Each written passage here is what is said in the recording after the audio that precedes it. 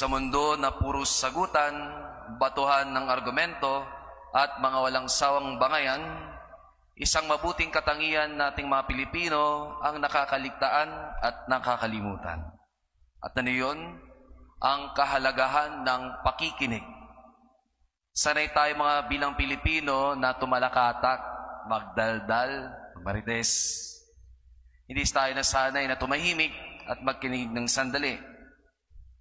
Pero hindi lang po sapat lang ang makinig. Kadalasan kasi kapag nakikinig, papasok sa kanang tainga, lalabas sa kabila. What do we really need? We need to listen with understanding. Pakikinig ng may lalim na pangunawa. Sabi nga ng ilan, be a bigger person. Ibig sabihin, umintindi, umunawa, at tignan ang malaking perspektibo. Our first reading conveys a particular detail that we should notice. At ano yun? It was narrated that Peter began and explained things about the Gentiles that they must be treated well and equally regarding the faith by the Jews. At maganda sa ating first reading ang isang particular na detalye. At ano yun?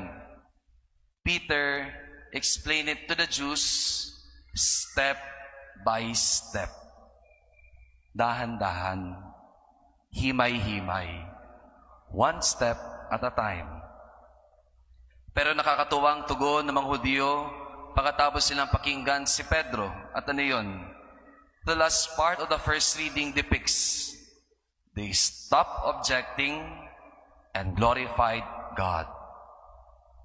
Tumigil na silang magpuna. Sa halip ay nagpuri sa Diyos. Hindi na sila nakipagbangayan. Hindi na sila nakipag-argumento. Hindi na sila nakipagsagutan.